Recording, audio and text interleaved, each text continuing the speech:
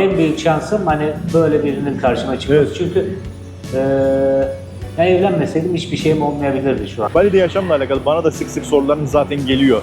Bali'de yaşamak, Bali'de iş yeri açmak, şirket kurmak, Bali'de oturum almak vesaire. Onun gibi birçok soru geliyor. Ben bunları zaten sık sık size yanıtlıyorum. Ya kardeşim sana ne evden, arsadan, sana ne şirket açmaktan, sen yap lahmacununa bak işine. Öyle mi? Kardeşim yani bilmek ayıp mı? Oo. Kasya.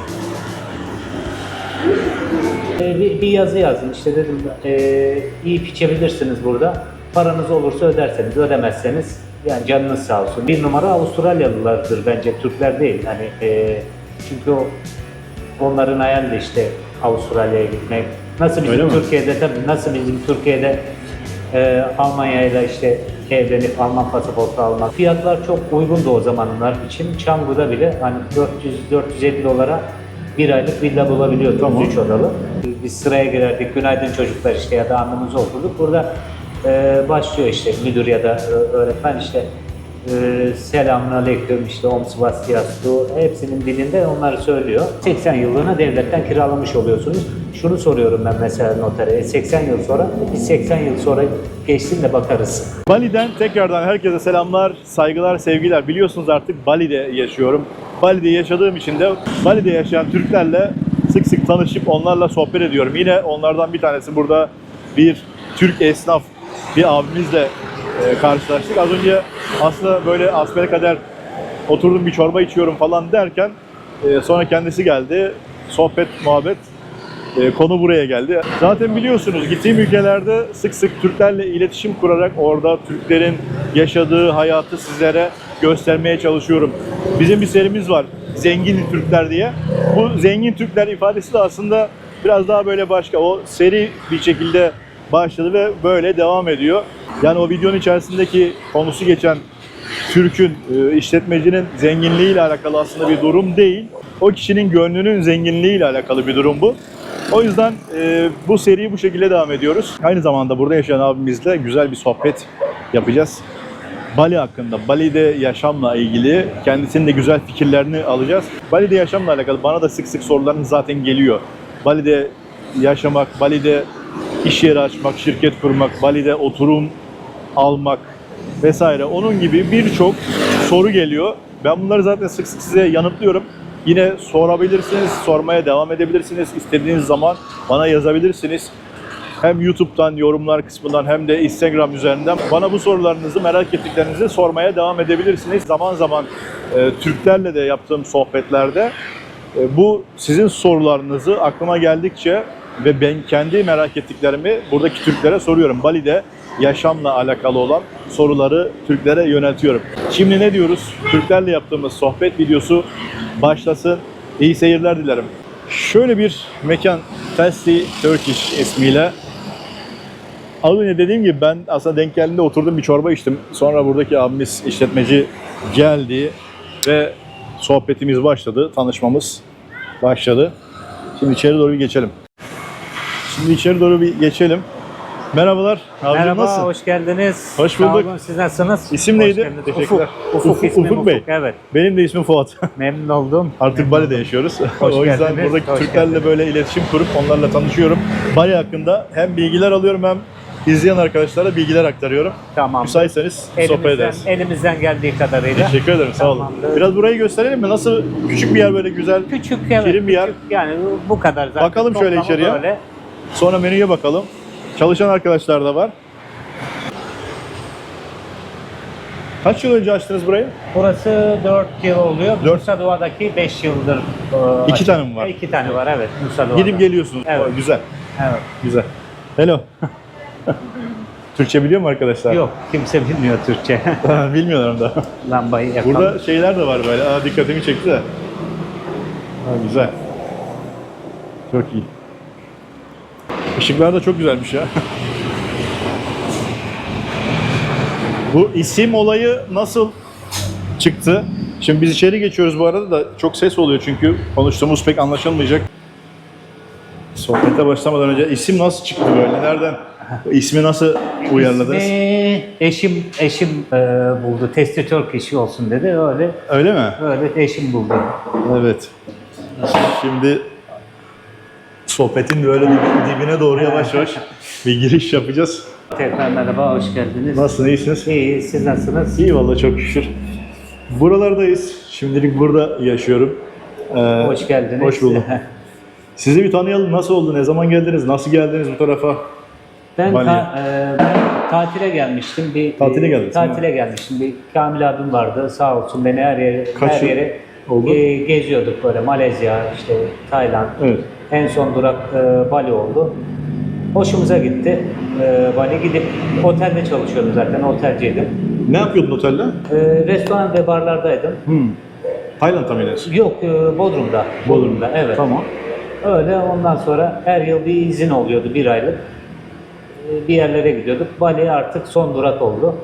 Geldim, hoşuma gitti. Tabii o zaman bizdeki ekonomi de güzeldi. Dolar 2 lira falandı. Evet, doğru. O zamanlarda. Evet, 2 liraydı. Güzel zamanlar. 2 lirayken her şey çok uygun geldi burada. Hani burayı daha tercih ettim, burayı tercih ettim. Burada hani otelcilik bilgisi de olduğu için dedim villa işleri falan yaptık işte. Öyle mi? Öyle. Nasıl başladınız o işlere ilk başlarda? Yani işte tatile gelmiştik. Fiyatlar çok uygundu o zamanlar için. Canggu'da bile hani 400-450 dolara bir aylık villa bulabiliyorduk. Tamam. 3 odalı. Öyle o işlere başladık. Ondan sonra korona oldu. Herkes gibi bu artık herkesin derdi korona. Cıkkı çıktı. Çok klişe oldu ama koronadan sonra işte olmadı o işler. Başka bir sektör arayışında. Turist gelmediği için. Turist gelmediği için tabii yani villalar boş. Evet. Ne yapalım ne edelim hani her sektörden biraz bilgim olduğu için hani dedik food sektörüne girelim, satamazsak biz Evet. yeriz. Eşimin de çok desteği oldu bu korona zamanında falan. Öyle yani onu yaptık yani ne diyeyim tarım hayvancılık değil Öyle mi? onları bile yaptım. Domates ektik, biber ektik, tavuk yetiştirdik böyle köy tavuğu. Ha, hepsini tek tek denedin. Evet öyle onlarla uğraşırken işte bu koronada bir food sektörüne girelim dedik. Ufak bir yer açtık Musa Doğa'da. Evet. Şükür tuttu. O zaman işte benim hani biraz da Ruslar, Ukraynalılar çoktu burada. O zaman tabii o zaman bir de çocuğum da vardı. Burada tanıdık Ruslar falan da vardı. Evet. Patlamamın nedeni hani iyi işlerimin toparlanmasının nedeni hani Testi Türk işin ilk baştan. Evet. Rusların kredi kartları falan bir ara geçmedi hatırlarsanız. İşte transfer falan yapamadılar. Evet. Yani arkadaşlarım da vardı onların içinde, Rusların içinde. Ya çoluğu çocuğu olanlar da vardı. Kendimi göz önüne bulundurdum. Ne yapayım hani çünkü parası var adamın ama çekemiyor. Evet. Bir yazı yazdım işte dedim iyi içebilirsiniz burada. Paranız olursa öderseniz, ödemezseniz yani canınız sağ olsun öyle bir. Evet. Ondan dolayı yani bir yazı yazmıştım oraya Kiril alfabesiyle Rusça. Hani onlar da mağdur olmasınlar, Doğru, yani doğru. utanmasınlar. Herkes İngilizce yapmaz bunu herkes vallahi, helal olsun ha. okumasın diye. O yazıyı gören işte fotoğraf çekti, işte bir şeyler paylaştılar. Yani adam 100 binlik yediyse 200 bin verdi, 300 bin yediyse 500 bin verdi. Öyle. Adamın parası var ama kullanamıyordu mecburen. Evet yani öyle hani reklam mı diyelim artık yani. Siz aslında iyi niyetle yaptınız da iyi olayı. niyetle yaptık ama hani Allah Olayın tabii, şeyi farklı iyilik oldu. yap denize at. Ak bilmez. Denize atmadan gelmiş Evet, yani. Evet. Öyle bir şükür işlerimiz toparlandı. Yani bir senede toparladım kendimi çünkü sıfırdım. Bir senede. Bir senede toparladım. Öyle ufak ufak büyüttük. Her şeye koşturdum ama. Yani sadece bu işi onu öğrendim, bunu öğrendim, her şeyi öğrendim. Evet. Öyle hayatta kaldık yani koronada. O zamanki bir senede toparlanma olsa şimdikiyle kıyaslarsanız o zamanki şansınız daha mı fazlaydı? O zaman tabii daha önce ya 2025'te bir durgunluk var. Yani Evet. belki dünya piyasaları böyledir. Hani herkes şikayetçi 2025'ten. Evet. İşlerden dolayı. O zamanlar biraz daha iyiydi. Yani işlerim de geçen seneler daha iyiydi. Bu sene biraz durgunluk var. Şükür gene şükür ama Evet. 2025'te herkese bir sıkıntı var. Peki evlilik olayınız nasıl oldu? Nasıl bir Evlilik detay vermek isterseniz eğer. Yani evlilikte ne diyeyim mucize gibi bir şey oldu. İşte villa işleri yaparken ben housekeeping'e para yollayacağım zaman ismi Demi'ydi. W ile değil de V ile yazmışım. Ben de aradılar işte böyle böyle güzel anlamadım ben bir şeyler diyorlar ama Evet. hanım da o çalışan arkadaşı tanıyormuş yani aynı yerde kalıyormuşlar galiba. Yani İngilizce hanım iyi biliyor İngilizce. Böyle böyle bir durum var. Öyle tamam teşekkürler işte ben Türkiye'deydim tabii o zaman. Öyle teşekkürler falan. Sezon bitti geldim işte tanıştık öyle. Böyle baktım hani ailesi de iyi galiba hani bayağı bir elit kesimden de diyebiliriz. Müslüman hani. mıydı, Hindu muydu? Müslümandı. Cevabı. Evet. O Arabistan'dan zaten yeni gelmişler. Babası bu kralın sağlık memuruymuş zaten. Ya iyi bir aileydi. Anlaştık hani ailesini de görünce bizim aileye de Evet. uyum sağladı. Annemden, rahmetli babamdan izin aldık. Evet. Onların da müsaadesini alarak öyle bir evlendik. Yani şükür çok mutluyum ama bu şans ne diyeyim %25 diyelim. %25'i bu kadar şanslı olabilir. Belki o kadar bile olmayabilir ya. Yani öyle diyebiliriz. Burada şimdi evlenmek için gelen çok Türkler var. Buradaki bayanlar da Türklerle evlenmek için ne bileyim hani bir farklı bir çekim oluşmuş sanki öyle görüyorum. Yani Bunun sebebi ne olabilir? sadece Türkler demeyelim, yabancı için diyelim. Hani Yabancı için mi? Yabancı için sadece tamam.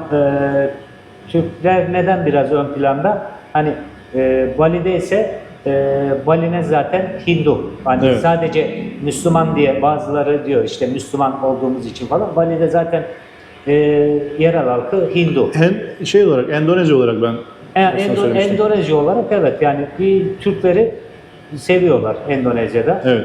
Ama sadece Türk olarak değil yani bir Rus da olsa onları da o Rus, Ukraynalı ya da Avustralyalı aslında bir numara Avustralyalılardır bence Türkler değil. Hani çünkü onların hayali de işte Avustralya'ya gitmek. Nasıl Öyle bizim mi? Türkiye'de tabii nasıl bizim Türkiye'de Almanya'yla işte evlenip Alman pasaportu almak. Yani Türkiye'yi çok ne diyeyim ya güzel tabii ki memleketimiz güzel. Türkiye'yi Avrupa gibi sanıyorlar, cennet gibi sanıyorlar ama işte bir kış görmeleri lazım orada. Kışı gördü müler bambaşka. Ben Kış çünkü adamlar orada hiç görmüyorlar, hiç bilmiyorlar. görmüyorlar. Kışı evet. Yani biyoloji değişiyor. Çok değişiyor. Kışın Siz oraya gittiniz mi buradan? Gittik yani hanım bile. Yenge nasıl Tabii gördü? Burada artı 30, İstanbul muydu? 32 iken Balıkesir ve Erzurum düşünün. Evet. 30 dereceden gidiyorsunuz eksi 25'e. 25 45-55 derece fark oluyor neredeyse. Evet. Eksi. Bir Eksiye anda. düşüyor tabii 35 derece. Nerede? Eksi 25 nerede? Burunları falan kanadı. Yani bir hasta Bir oldular. anda Evet olunca- tabii. Ya belki bunlar yaşayabilenler vardır. Tabii orada yaşayan Endonezler de var. Çünkü bayağı bir food sektörü olsun, masaj sektörü olsun bayağı bir Evet. Endonezya gidiyor. Türkiye'de yaşayan çok bayağı bir buradan evlenip giden kızlar falan var. Evlendiği kişinin bu Türkiye'de bir işi Ya gücü durumun- vardır. Tabii durumun da iyi olması lazım. İşi gücü vardır, bir düzeni vardır. O şekilde Evet. gidiyorlar. Burada çünkü şey olarak hani bunlar biraz rahata alışmışlar ya böyle ne kadar yokluk olsa bile burada rahatlar yani. Rahat, Ada olduğu için burada ister istemez bir sıcak sürekli hani bir üstünde bir çatı olsun yeter şeyi var ama bir şekilde demek belki de sevdiler, sevip gidiyorlar yani, Yani olabilir. Yani olabilir. Sevip de yani ben ne diyeyim eğer eşim olmasaydı ben zaten gelmezdim. Buraya gelmezdim hani. He. Çünkü biz konuştuk. Türkiye'ye gelir misin? Çünkü zaten Arabistan'da yaşamışlar. Yok dedi ben gelmem. Niye? Yani ben değiştirmem ülkemi diye. Hani sen geleceksen yani ben gelmeseydim belki de evlilik olmayacaktı. He. O şekilde olacak. Öyle de olabilirdi yani. Çünkü zaten Arabistan'da yaşamış. Endonezya'yı seviyor. Hani sen mi ben mi? Sen gel dedi. Ondan dolayı yani. Sonra tamam dedin. Ben de tamam dedim. Burada- Ama ailemin iznini aldım. Tabii ailem olmaz dese gene onları da. Burada yaşamaya çalışan şey var mı? Türkler falan var. O başka adalarda falan gelip böyle evlenip yaşamaya çalışan belli yerlerde. Onlarla ilgili bilginiz var mı? Böyle bir nasıl bir şeye başlıyorlar burada? Nasıl inanıp geliyorlar? Neye inanıp geliyorlar? Ya öyle hiç tanıdığım yok ama hani duyduklarımız yerde işte telefonla bana ulaşan birkaç kişi oldu. Evet. Ama yani tanıdığım yok, öyle bizzat yüz yüze görüştüğüm yok. Ama dolandırılan insanların olduğunu duydum. Ama orada yani hak ediyorlar bazıları, çünkü hiç tanımadan Gelmeden para gönderiyorlarmış galiba. Evet, para gönderiyorlar. Yani bilmiyorum, belki kız bile yazmıyordur öyle şeyleri de diye. Belki bir erkek O da yazıyor. olabilir. O da olabilir. Ya şey de oluyormuş mesela, diyormuş ki kız sen bana para gönder, ben çok zaman kaybetmeyelim burada, işte nikah işlemleri uzun sürüyor. Ben o işlemleri başlattıracağım, işte para harcayacağım falan bilmem ne derken ben geldiğimde hemen evlenip çıkalım diyor ülkeden, mesela Türkiye'ye gidelim mesela. Öyle bir şey olamaz zaten, çünkü önce erkek geldiği zaman Jakarta'ya gidip evlilik belgesi alması lazım. Tabii. Ehliyeti alması lazım. Erkek yokken yani parayı ne yapacak? Kendi bir şey Ya yapamaz. işte bilmeyeni şey yapıyorlar, Öyle böyle yani. bu şekilde zarflıyorlar, o da yiyorsa o zarfı. Evet. Ondan sonra yani, geliyor.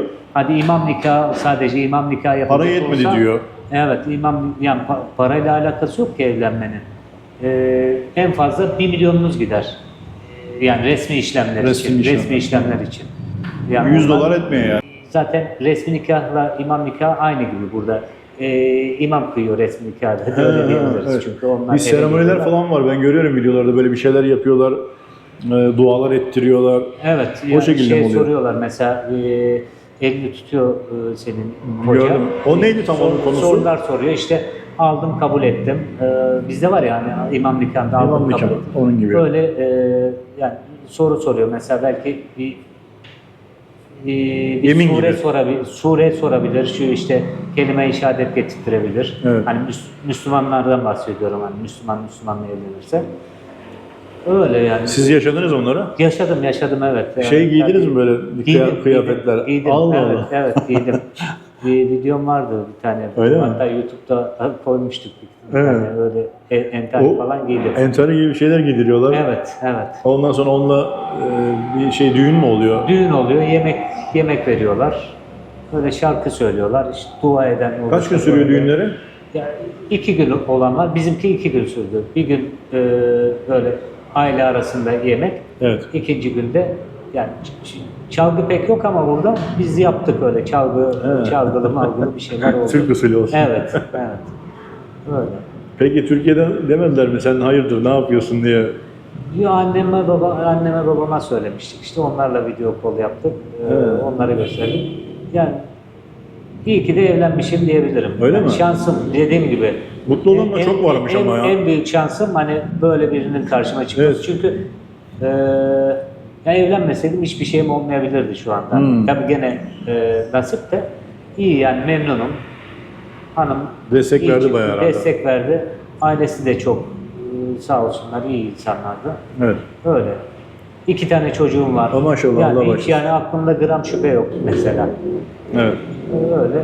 Yani mutluyum. Tavsiye ediyor musunuz mesela burada Türk erkekleri için? Buraya çok fazla gelip evleniyorlar ya hani. Yani gerçek sevgiyi bulduklarına inanırsalar evlensinler, ama birkaç test yapsınlar. Çünkü benim dediğim 10 sene önce mesela benim zamanlar evlendiğim. daha biraz Tabii farklıydı. şimdiki generation bayağı bir değişik. Değil mi? Ben 35 yaşındaydım. 35-36. 10 sene önce. Şimdi neler çıktı? İnternet yayıldı. İnternet yayıldı. TikTok çıktı. Bilmem bayağı şeyler çıktı. Yani yeni nesil biraz değişik. Platformlar sosyal medya üzerinden falan yazıyorlarmış galiba birbirlerine. Oradan o şekilde Evet. Yani onu, iletişim kurup sonra yani herkes kendi bilir de öyle pek tavsiye etmiyorum. Yani çok sağlıklı değil. Çünkü filtreler var. Affedersiniz. Görüntülü de görürse. Nine gibi bayanlar yani filtre koyuyorlar. Adam geliyor. havalarda bir hızla karşılıyor. geliyor. Evet. Genç kız diyor. Genç. Ben evleneceğim onunla. Evet. Bir bakıyor. Yani Farklı bir şey çıkıyor. hayaller Paris, gerçekler. Endonezya. Evet. Burada mesela bazı evliyse bayan boşandıysa onu belge üzerinde göremiyorlar mı mesela? Görüyorlar aslında. Görüyorlar. Evlenip boşandıysa Onu da Canda duydum da diye ben. yazıyor onda. Orada ben duydum. Onu bir şekilde kapatıyorlarmış. Yani o belgede görünmüyormuş. Sonra aslında ikinci, üçüncü evliliği oluyormuş kadının. Sanmam ha. İmam nikahında İmam nikahı falan bazıları yapmıştır. yani hiç Belki. yani demin söylemiştik, yanlış anlaşılmasın. İmam nikahıyla resmi nikah aynı gibi, aynı kişi görüyor. Evet. Ama bazıları mesela dışarıdan bir imam getiriyor böyle resmi hiç resmi evrak olmayan bir vermeden, imam. resmi evraklarla ilgisi olmayan hani Dini nikah gibi oluyor o dini zaman. nikah yapan mesela ben buldum bir imam gel bizim nikahımızı kıy. Öyle yaptıysalar yani bilemezsin. Bizde mesela yazıyordur herhalde kimliklerde evli mi bekar mı, evli bekar ya da boşanmış. Evet. Bunlarda Türkiye'deki da var. gibi. Evet var yani. Ama şeyler varmış mesela burada kadın evlenmiş aslında 2 tane çocuğu bile var yanında kalmıyor. Kendini hiç evlenmemiş bekar olarak gösteriyor. Sonradan bizim Türk'le evleniyor. Türk de bakıyor ya bu diyor sonra öğreniyor konuyu. Çoluğu çocuğu bile varmış o. Nikahtan sonra söylüyorlarmış bunu. Hani nikah olana kadar resmi işlemler bitiyor falan bir şey söylemiyorlar. Nikahtan sonra diyorlar ki bak 2 de çocuk var haberin olsun. Yani sanmıyorum ama belki böyle evrak Onlar üstünde duydum. sahtecilik yapmıştırlar. Ama Daha yani, önceki şeyde demek ki evrak üstlerinde yapmışlar. Çocuk Yani- falan da olmuş yani düşün. çünkü resmi nikahta yani nikah yaparken hastaneye gidip rapor bile alıyorsunuz. Yani biz hastaneye de gittik. Tabii. Burada mesela Müslümanlar için gene konuşuyorum. Hani hamile olursa eşiniz nikahtan önce onun evleneceği zaman vekili yani annesi babası vekil olamıyor ona. Eğer nikahtan önce hamile kaldıysa. Ne raporu? Hamilelik testi mi yapıyorlar? Tabii onlara bile bakıyorlar tabii. Ona bakıyorlar size Evet. şeyden Yani önce. bizim nikahta öyle olmuştu. Demek ki yapılıyor. Evet. Yani Cava'da yaptık nikah zaten. Zaten her din birbiriyle evlenebiliyor. Diğerleri mesela Hristiyan. O nasıl oluyor bu? Anlatabiliyor musun? Duymuştum ama net bilmiyorum Evet, şimdi. yani eğer Her dinlediniz ya.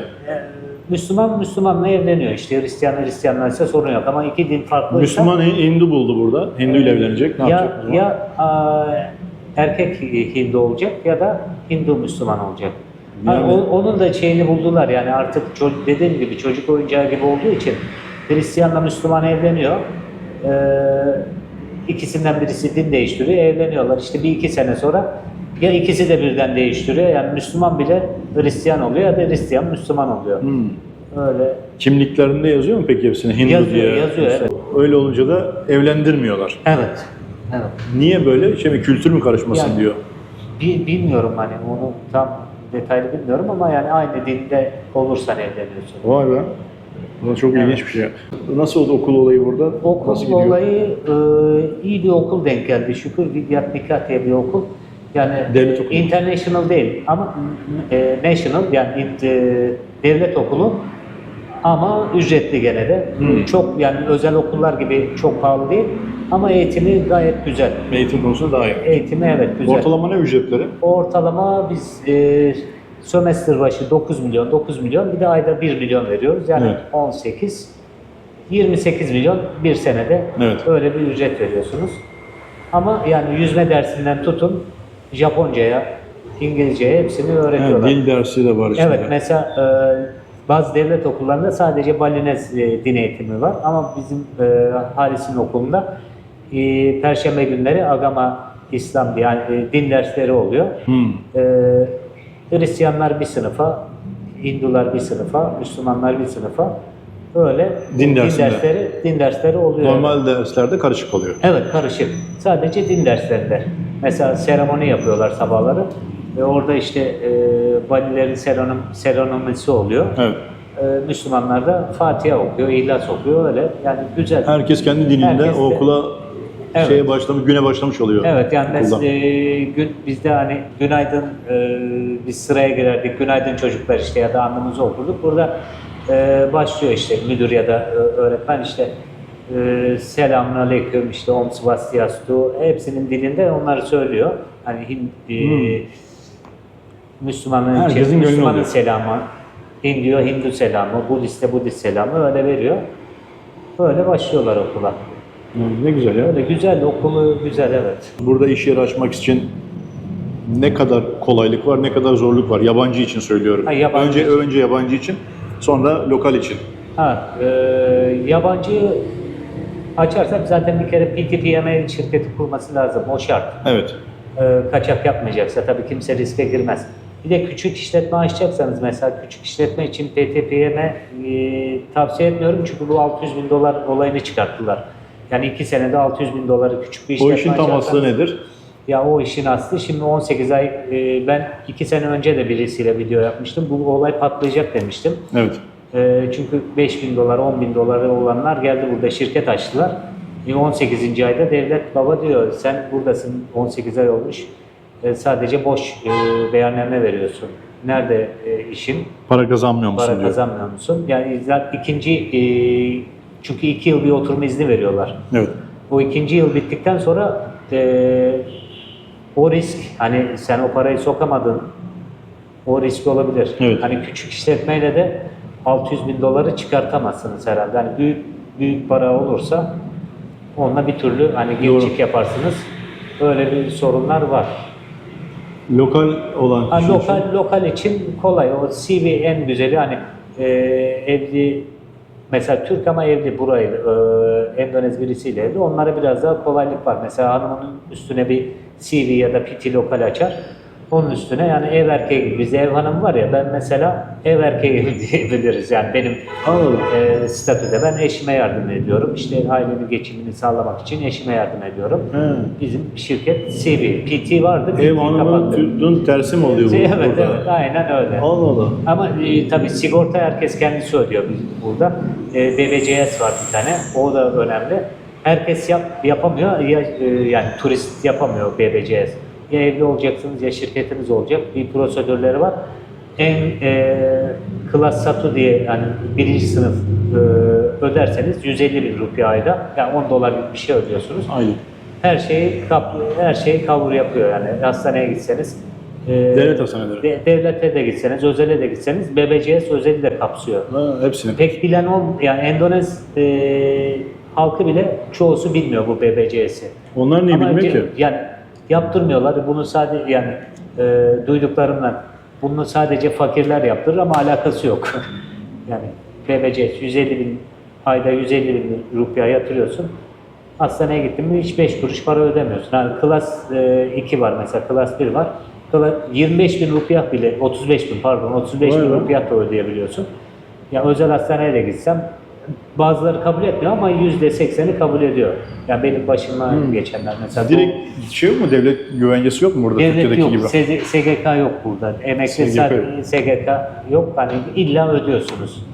Ya da işte bir Emeklilik olayı yok. emeklilik yok. Şeyler- Yani şeylerle polis, asker, devlet memurlarına var. var ama özel sektörde yani İş yerlerinin biz sigorta primi falan ödeme gibi bir zorunluluğu. o sizin vicdanınıza kalmış. Yani BBCS yaptırırsanız artık Bu sadece sağlık ama değil mi? sağlık, evet, emeklilik Sağlığın dışında olayı olanı yok. yok.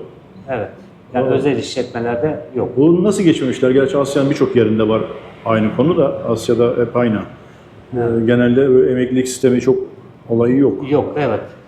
Yani işte çalışan arkadaşlar eğer vicdanınıza kalmış olay 150.000 rupiye Siz yapıyor adam musunuz? başına, ben yapıyorum, evet. Yani ben Güzel. teklif ediyorum. İstersen bunu al ye, istersen sigorta. Çünkü yarın öbür gün Allah korusun burada motordan düşer. Tabii. Benim sorumluluğumda çünkü. Evli olan arkadaşlar, onlar zaten onları yapıyoruz. Emeklilik sistemine dahil Yok, edemiyorsun hiçbir şekilde. Evet, edemiyorum. Kanunda öyle bir şey yok. Yani bizde bir yerde çalıştığın zaman işte 3600 doldurduğunda tazminat falan vermek zorundasın falan. Burada da yani öyle bir resmi şey yok. Vicdanınıza kalmış. Evet. Her şey sizin vicdanınıza. Maaş da sizin vicdanınızda. Çünkü 3.200.000-3.5 milyon Badum bölgesi için. Her bölgede farklı. Farklı da yani 300-400 bin, 500 binden fazla öyle farklılıklar oluyor. Bölge bölge şey belirliyorlar hani asgari ücret işte. Badum bu kadar, Denpasar bu kadar. Siz biraz diye. fazla verdiğiniz zaman Yani- daha mutlu oluyorlar. Mutlu oluyorlar. Bir de 5 senede ben 2 tane belki eleman değişmiştir. Büyük bir şey yani başarı bu. Evet, 21 tane arkadaş çalışıyor. 21 kişi çalışıyor, 21 kişi. maşallah. Şu- İki yer vardı sizin hem burası. İki yer var. Burada evet. kaç kişi var? Burada 11 kişi oluyor. 11 kişi oluyor. kişi oluyor. Tabii izinler falan oluyor. Bir de burada Hindu'nun bayramı var, Müslümanın bayramı var, Hristiyanın bayramı var. Tabii o zaman sıkışıklık çekmeyin diye Hindu'nun bayramında hemen transfer yapıyorum. Buradakileri oraya gönderiyorum. Nusa Dua'daki bütün arkadaşlar Hindu. Böyle devir daim yapıyorum. Mesela Ramazan bayramında. Çünkü burada çalışanlar, Müslümanların çoğusu diğer adalardan geliyor. Java adasından, Sumatra adasından. Müslümanlar oradan geliyor doğru. Tabii bayrama gitmek istiyorlar. 3 gün ya da 1 hafta, Evet. 10 gün. Onlar gittiği zaman da hem ben sıkıntı çekmiyorum, Hani diyebilirsiniz neden bu kadar çok eleman var küçücük yer. Sıkıntı çekmiyorum. Elimizden geldiğince destek oluyoruz. Çünkü İstihdam sağlamış oluyorsunuz. İstihdam yani Türkiye'de bilmiyorum nasıl yabancıya bakıyorlar ama burada mesela immigration'dan geldiği zaman Balili mesela adam, Javalılar da var. Her dinden çalışanlar var mesela. Vergi olayına da çoğusu lokal işletme vergi vermez. Hani ben gene de risk almamak için %10 vergimi veriyorum. Buraya gelen arkadaşları da görüyorum ben. En çok klişe sorulardan bir tanesi En çok ev olayı. Evet, evet. İşte Bu sorular şirket bana da çok olayı, geliyor. evet, şirket olayı, ev olayı. Yani burada 2 kere 2 4 ev ya da arsa kendi isminize, yani tapuda kendi isminizi göremiyorsunuz. Leasehold herkes biliyordur zaten. Evet. Eğer bu tarz videoları izliyorsa artık aşina olmuştur. Araştırıyordur. Leasehold, işte freehold. Leasehold'da 20 yıl, 25 yıl, 10 yıl, 5 yıl ne kadar Kiralamalar. kiralayabilirsiniz. Arsayı kiralıyorsunuz, üzerine ev yapıyorsunuz ama devlet satmıyor buna. Leasehold'sa zaten şahıstan, devletle alakanız yok. Evet. Leasehold'sa şahıstan kiralıyorsunuz. Freehold dediğiniz zaman freehold'da tamam sizin şirketinizin oluyor. Orada mesela PT Ufuk mesela Evet. şirketimin adı. PT Ufuk diye yazıyor. Ufuk Gedik diye yazmıyor şeyde. Bunu 30 yıl, 20 yıl, 30 yıl olarak Şahsa değil, şirkete. Evet. Şirketinizin üstüne bu. Yani Evet. bir nebze siz devletten kiralamış gibi oluyorsunuz. Ama Yani devletten mi kiralamış oluyorsunuz gerçekten arsayı? Yoksa şeyden mi yine bir şahıs yok. Şahıs yok orada. Yok, şahıs yok. Devletin malını kiralıyorsunuz. Tabii yani Ama satış olmuyor. Satabilirsiniz. Tekrar satabilirsiniz. Yok yani satın almış sayılmıyorsunuz yani kiralanmış sayılıyor prosedürde. Yani mantıken satın almış oluyorsunuz. Nasıl satın almış oluyorsunuz? Şirketinizin üstüne satın almış oluyorsunuz. Ama 80 yıllığına. Bunu, Maksimum 80 yıl. evet 30 yıl, 20 yıl, 30 yıl. 30 yıl Peşin sonra mi ödüyorsunuz yoksa hepsini parça peşin, parça? yani çünkü siz zaten şahıstan alıyorsunuz o arsayı ya da evi şahıstan alıyorsunuz. Siz şahısa parayı veriyorsunuz. Bu işlem şöyle 2-3 ay sürüyor. Tapu mesela aldığınız kişi lokalse Evet. tapu mesela Made diye bir isim diyelim. Evet. Madenin üstüne. Siz o satışı gerçekleştirdikten sonra noterden noter onu sizin şirketinizin üstüne yapabilmek için bu tapunun statüsünü değiştiriyor. Tapu hak miliki yani şahıs hak malikiden freehold'a geçiyor. Yani şirketin üstüne Noter geçiyor. değiştiriyor bunu. Tabii noter değil yani hükümet değiştiriyor. Hükümet, Bunlar evet. Jakarta'ya yolluyorlar. Yani statü değiştiriyor. Sertifika diyorlar zaten. Sertifika hak milikiden freehold'a geçiyor. Hakbangunan'a geçiyor. Hakbangunan'da hani inşaat yapabiliyorsunuz. Yani 80 yıl devletten siz onu mantıken sizin şirketinizin ama 80 yıllığına devletten kiralamış oluyorsunuz. Şunu soruyorum ben mesela notere. 80 yıl sonra, biz 80 yıl sonra geçsin de bakarız. Evet, Kanun yani değişir, her şey değişir. ne kadar ödeyeceksin falan filan. Yani bayağı bir satış için bu koronadan sonra zaten bu olaylar çok çıktı. Bu şirket açma Masrafı olayları. çok mu bu işlemin? İşlem anlamında çok. Tabii yani statü değiştirdiği zaman bir yüzdelik bir şey var. Bir tane örnek vardı çünkü ona şey yapayım. Bir 35-40 milyon statü değişikliği için tapunun. Çok da büyük değil aslında ya öyle rakam. Hani Evet. o yapılan işlemle alakalı baktığınızda 80 yıllık Yok bir... noter masrafı ayrı. Noter masrafı da Evet, bir %1 var. Bu sertifikanın statü Sertifikayı almak değiştirmek için. için de evet aldığınız yere göre bağlı, fiyata göre bağlı. Ona göre de bir fiyat ödüyorsunuz. Mesela siz şirketin üstüne aldınız onu. 5 sene sonra satmak istediniz. Lokale satarsanız tekrar bu statü değiştirecek. Hak milikiye geçecek. Statüyü değiştirmesi için de yine masrafı Gene bu sefer masraf lokal olacak. mi yapacak masrafı? Yani Alan kişi mi yapacak? burada mesela alım satımlarda vergi olayının %5'ini alıcı, %2,5'unu satıcı yapıyor. Evet. Ama bu şey değişirken hani bu statüden onu lokal ödüyordur büyük bir ihtimalle.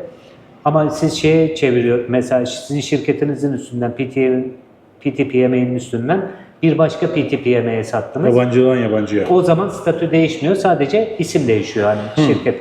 yabancı yani Evet. lokal olmayan bir kişi, Türk vatandaşı bir Rus'a sattı veya bir Evet. Avustralyalıya sattı. Evet. Orada bir statü değişmeyecek. Statü değişmeyecek. Sadece isim değişecek. Şirket ismi değişecek. Mesela ben aldım bunu ya da siz aldınız. Burada işte Türk vatandaşı olarak Evet. evli de olmadığınızı varsaydık. Herhangi bir kişi Türk vatandaşı aldı ve miras bırakabiliyor mu?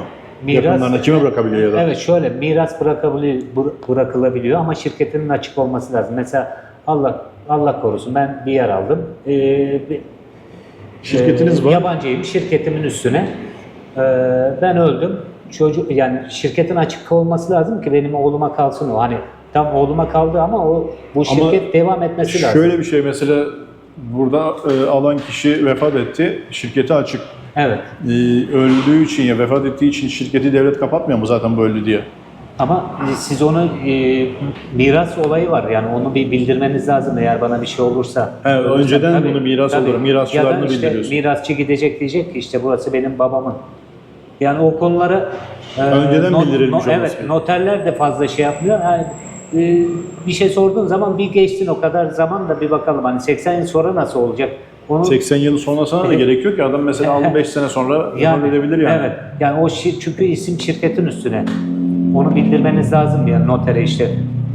Ya da Mirasçı olarak. çünkü belki de şu iki ortaklığı alınıyor ya zaten şirket iki Evet. ortaklık kuruluyor. Birisi öldüğü zaman birisine kalır. O artık noterden bir işlemleri yapar. Evet. Evet, noter burada en büyük yardımcınız. Sağlam bir noter. Sağlam noterle sağlam olmayan noter nasıl oluyor peki? Yani Bizim bildiğimiz Türkiye'de noterdir şöyle yani. adam Hepsi ben- devlet dairesi gibi. Evet, yani size bilgi verirken ben noterim der. Ama noterin arkadaşıdır. Sizin Eksik ondan bilgi verir. eksik bilgi verebilir. Yani gidin ofisine. Ofisleri var ama değil mi? Bizim, Tabii bizdeki herkesin gibi, ofisi Türkiye'deki var. gibi. Hatta şeyleri var. Bizde hani kimlik numarası var ya hani onlara bile yani çok güvenmezseniz onlara bile bakabilirsiniz. Yani internetten de araştırabilirsiniz. Ya da güvenilir Danışmanlık firmalarla Evet, onlardan destek evet. alabilirsiniz. Onun gibi. Çünkü herkes böyle risk almaz. Risk almak istemez hani sen bir danışmanlık yapıyorsun. Sen de sağlam bir yer Evet. bulmak istersin. Bu konularda bana çok soru geliyor. Şimdi Bali'de yaşadığım için bana işte Bali'de yaşamla alakalı bayağı bir sorular geliyor. Şirket kurulumları, ondan sonra işte buradaki oturumlarla alakalı. Oturumlarla ilgili sizin bilginiz var mı? Bu, Şirket açmadan. ya şirket açmadan O olasılık tabii, var. yani şu şirketi açmak çok kolay. Yani paranız varsa kolay. Geliyorsunuz işte ya danışman arkadaşlarla konuşuyorsunuz. Şirket açmadan peki? Efendim? Şirket açmadan oturum. Şirket açmadan oturum da alabilirsiniz. Evet. B12 vizeler var mesela 1 yıl 2 yıl B1, bunun digital nomad vizeleri var. Ya da hiçbir şey yapamazsanız 6 ay gelin yaşayın. 6 aylık vize alın Türkiye'den. 2 aylık. 2 aylık çünkü 1 ay zaten süresi kalabiliyorsunuz. Evet. 2 ay kalmak istiyorsanız ya ondan ya da işte Endonezya konsolosluğundan 2 ay alıp Yani gelin şeyden burada. de direkt havalimanından da alabiliyorlar. Evet, Yani 2 evet. aylık direkt. 2 Bir ay- aylık peşin ödüyor, sonra buraya gelince bir ay daha uzatıyor. Evet uzatıyorsun. Burada zaten acenteler bütün işlemleri yapıyor. Eğer Endonezya biliyorsanız ya da işte İngilizceniz ise immigration'a gidip kendiniz bile uzatabilirsiniz. Evet. 6 ay Social Budaya diye bir vize var 6 ay. Ondan sonra yani Sosyal vize dedikleri. Evet, sosyal vize 6 ay bir çıkış yaparsınız. Bir daha gelirsiniz. 6 ay daha kalırsınız. Ya da 1 yıllık, 2 yıllık. 2 ay girişli olan vizeden Evet. bahsettiniz. Evet. Bir de bir yıllıklar var mesela. 2 yıllıklar var. 2 yıllıklar Evet. var. Bir kanun var. O da herhalde yürürlüğe girmedi ama en az 150 bin dolarlık bir ev alırsanız 10 yıllık vize veriyorlar. Evet. Golden vize ama o Henüz daha netleşmedi. Evet, netleşmedi o. 150 bin dolarlık ev alınırsa bu sefer burada şey gibi olur mu? Türkiye'deki gibi ya da birçok ülkede olduğu gibi ev fiyatları bir anda patlayabilir. Olabilir. Karşısı, olabilir. Yani karşılığı o hep- olarak yani. O 2 senedir, 3 senedir konuşulan bir şey ama henüz bir şey çıkmadı. Ona dikkat etmesi gerekiyor arkadaşlarım. Bazen mesela ev olmayan yeri bile hani rakam biraz daha böyle düşük olsun gibisinden belki de şey bile satabilirler. Evi düzgün bir ev olmasa bile değerini yükseltip sırf adam vizeyi alabilsin diye belki vermek isteyebilir parayı ama dikkat etsinler. Yani o da çıkmadı. Çıkınca duyulur muhtemelen. Çıkınca Duyulduğunda da mutlaka dikkatli duyulur. olun Evet, derim ben. dikkatli olunur. İzleyen arkadaşlar dikkatli olun derim. Çünkü dolandırılmayın yani. Belki evin değeri 10 bin dolarlık, 20 bin dolarlık bilmiyorum ama belki baraka bir yer. size 150 bin dolara onu satmaya çalışabilirler. Evet, yani zaten minimum 150 bin dolar diyorlar. Hani belki alacağınız ev 300 bin Ha, dolar, öyle 400 bin yani dolar. normal Öyle bir ev durumda var. statüsünde bir şey olursa olur ayrı. Tabii bunda da bir muamma var. Bu sen şirketin üstüne ev alabiliyorsun, ismini alamıyorsun. Bu 10 yıllık olduğum vizayı almak için 10 yıl verdin bana. 10 yıl sonra bu ev nasıl olacak? Onu da kimse bilmiyor. Yani Şu anda noterler de bilmiyor. şey belli değil. Bir muamma da bu olay. Konu biraz kapalı gibi yani. Evet, konu kapalı. Herhalde çalışma falan mı yapılıyor şu an onunla Büyük bir ilgili? ihtimalle evet. Yani Güzel. çünkü dış sermaye girsin diye. Dükkan olaylarında mesela %1 bile değişebilir fiyatı. Mesela 30 milyon yıllık kirası olan yer güzel bir location'da yani 1 milyara kadar çıkabilir. 1 milyar. Ya uzaktan bazen şey görüyor insanlar, ya belli bir fiyat alınca her yerin fiyatı aynı sanıyor mesela. Değil. Birisi reklam Çok yapıyor, farklı. ben diyor işte 10 bin dolara ev aldım. Öyle bir şey olamaz çünkü hani Yani belki istisnadır ama bu bütün Bali'nin, adanın genelinde olan bir şey değil ki bu. yani Misal belki hani bir olur ya, birinin işte bir çok acil sıkışmıştır nakite, ev iyi değildir bilmem ne falan, belki bir şekilde oldu diyeceğim, hani yalan söylüyor demiyorum ama diyelim ki aldı ama herkes aynı şeyi alamaz ki burada yani 10 bin dolara 20 bin dolara. yani 10 bin dolar dediğiniz şu anda 10 bin dolar dediğiniz kaç para yapıyor? 170 milyon yapıyor. 170 milyon rupiah yapıyor. Yani 170 milyon rupiah siz inşaatını yapamazsınız onun. Bırakın Yani. arsasını. Tamam herkes ucuz Bali diyor ama Bali hiç böyle olduğu dışarıdan görüntü Tabii. değil, bu hiç ucuz değil. Yani ev almak istiyorsanız güzel yani normal bir ev 1 milyar rupiah yani kötü 1 milyar rupiah falan. Başlıyor fiyatlar, Tabii. o rakamlardan Yani başlıyor. 200 bin, 300 bin, 400 bin dolardan hani villaya kalkarsanız villa almaya güzel bir location'da hani bildiğim bölgeler Nusa Dua, Uluwatu bölgesinde iyi yani 200 bin dolara 200 bin dolar. Şimdi yani başlayan fiyatlarla rakamlar değil. böyle yani baktığınız 200 zaman. bin. Maalesef öyle bir ada yok şu an yani burada. Kiralardan bahsedecek olursak hani villa kiralamak, Evet. ev kiralamak onların da hani o aşağı yukarı gene bölge değişiyor ama normal müstakil bir villa olmayan evler 5 milyon, 6 milyon, 10 milyona kadar çıkabiliyor. Yani gene bölge değişir tabii. Evet. Ama buranın yerel halkı genelde koskosan dedikleri küçük odalar var. Dışarıdan gelen çalışan Evet. onlar orada yatıyorlar. 1 milyon rupiah ya da 800 bin rupiah öyle ama villaya geçince bir havuz olunca içinde aylık kiraları yani 20-25 milyon 60 milyon, 70 milyon, 100 milyon Evet. öyle çıkıyor yani. Gene bölgeye ve villanın kalitesine göre Doğru. değişiyor. Villa işi yapmak isteyen arkadaşlar da çok denk geliyor. Bazen onlara da denk geliyoruz. Hesaplıyorlar mesela bir villayı işi yapacağım. Günlük işte 100 dolardan satarsam ayda 3000 dolar yapar. 3000 dolar yapmaz. İsterseniz full doldurun. Günde 100 dolar kazanırsanız o ayda 30 günde doldursanız 3000 dolar kazanamazsınız. Neden kazanamazsınız? Çünkü bunun mutlaka bir %60 doluluk olacaktır orada ve de sizin gideriniz de çok olacak. Housekeeping gideriniz olacak, vergi gideriniz olacak, Airbnb Tabii temizlik vesaire. komisyonu kesilecek, havuzcunuza ödeyeceksiniz, elektriği ödeyeceksiniz, suyu ödeyeceksiniz, çöpü ödeyeceksiniz. Onları ödediğiniz zaman yani 100 dolara verdiğiniz evden siz günde 60 dolara eğer kar kalırsa size şükredin. Tecrübe konuşuyor bu arada arkadaşlar. Evet. Sonuçta Yani bu işi yapmış bir insan evet, anlatıyor yani bunu. Şu anda gene yapıyorum da. Şey değil yani, bu afaki böyle hani tahmini konuşmuyorsunuz Evet. çünkü işi bilerek konuşuyorsunuz. Mesela bir villa işi yapacaksınız gene yani direkt gelen paraya bakmayın. Sizin yatırımınıza da bakacaksınız. Mesela 10 bin dolardan yıllığını kiraladıysanız bir yeri onu zaten böleceksiniz 12 aya. 12 Doğru. ayı işte 30 güne böleceksiniz. Bir yatak çarşaf takımı 1 milyon 200 bin rupiah. Yani bir yatak. Bir tane almayacaksın sonuçta. Yatak değil, sadece çarşaftan bahsediyorum. Evet. Bu 2-3 ayda bir değiştireceksiniz bunu. Çünkü yıpranacak eğer misafir gelirse. Tabii masraflar oluyor yani.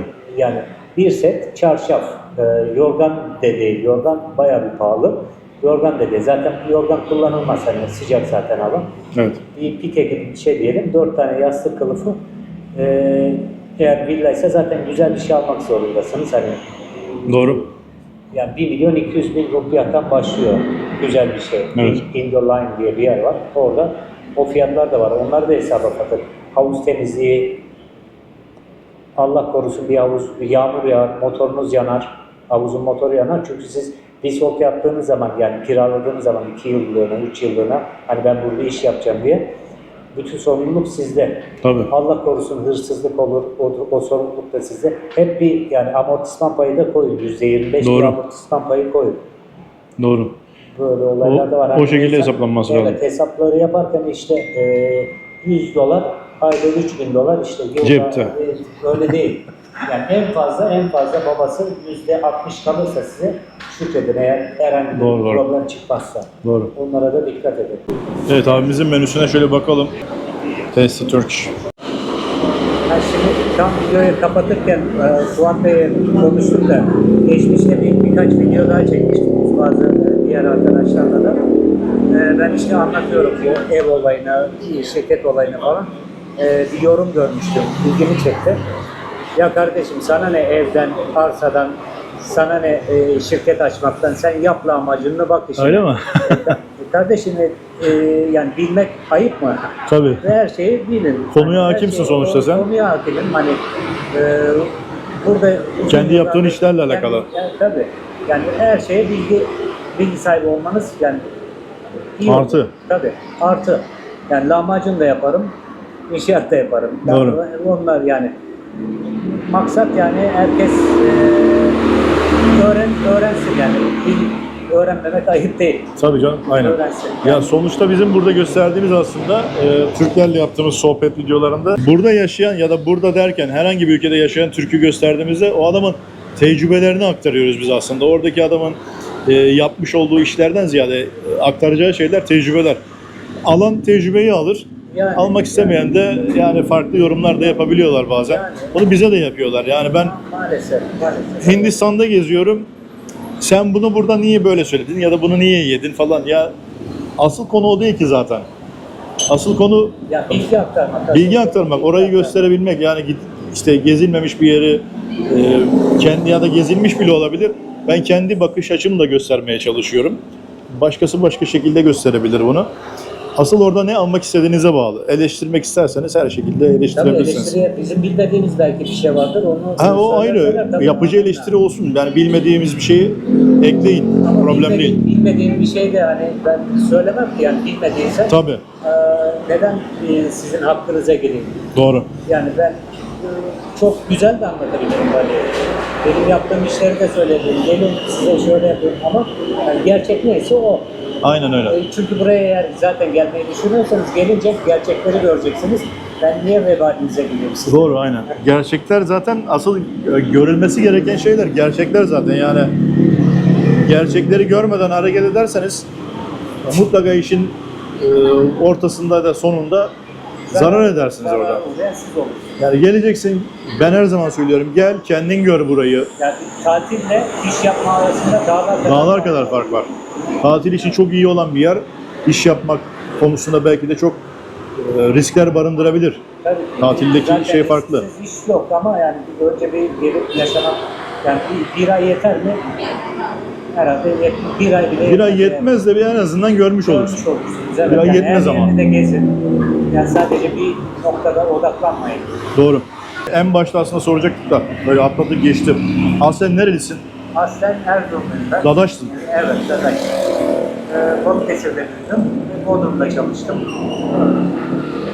Buraya Turizm geldim. sektöründeyken evet. Balıkesir'de büyüdün. Evet. Neresi? Merkezde Balıkesir. Merkezde. Evet. Çok güzel. Onu söylemeyi unuttuk. Yeni sorduk. Sonradan aklımıza geldi.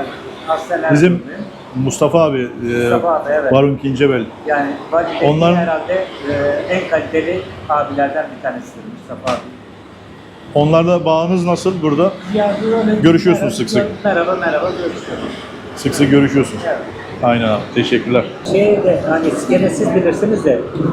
Şimdi menü Türk menüsü bildiğin. Evet. Hiçbir şekilde göremedim ben. Burada lokal yemek yok. lokal Sadece yemek Türk yok. mutfağı. Evet yani elimizden geldiği kadar. Bir pide yemeyi düşünüyorum ben. Evet. Tavsiyeniz hangisi? Yani cheese pide yiyebilirsiniz. Tabii kaşar değil ama kaşarlı değil. Mozzarella. Mozzarella. Mozzarella. Güzel. Evet. Tamamdır abi. Ayran var. Bir de ayran içerim yalnız. Tamam. Teşekkür. Salata da geldi. Oo. Kasya. Evet. Ustalar hazırlıyor herhalde, elemanlar hazırlıyor hepsine. Nasıl öğrettin bunları peki abi? Kolay oldu mu yani menüyü falan öğrenmeleri, aşçılarının burada Türk yemeklerini yapmaya başlaması? Ya pek kolay olmadı ama gene de ben iyi bir şekilde öğrettim. Çoğusunu gene kendim yapıyorum da dediğim gibi 5 senede artık öğrendiler herhalde. İlk zaten hepsi yapamıyor da bir 3-4 tanesi var böyle seçler.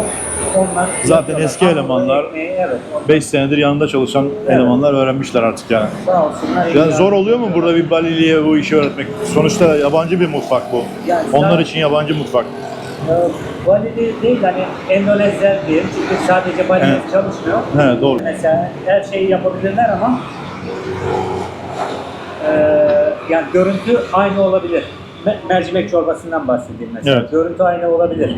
Ama tadını bilmedikleri için Hakim değil ona. hakim değiller hani mercimek çorbası. Onu takip etmen gerekiyor. Hani ben bir Türk olarak nasi goreng yapsam bunların yemeğini mutlaka İstediğin gibi aynısını- olmayabilir ha. Çünkü tadını bilmiyorum gerçekten. Doğru, doğru söylüyorsun. Ondan dolayı Ufuk abimizle güzel bir sohbet yaptık burada. Güzel bir sohbet ettik. Videomuzun sonuna geldik. Videoyu beğendiyseniz yorum yapmayı, like tuşuna basmayı ve abimin anlattığı şeyleri dikkate almayı unutmayın. Hala abone değilseniz abone olmayı da ihmal etmeyin. Bir sonraki güzel videolarda görüşmek üzere. Var mı söyleyeceğim bir şey abi? teşekkürler. Hoşça kalın. Selamlar. Hoşça kalın.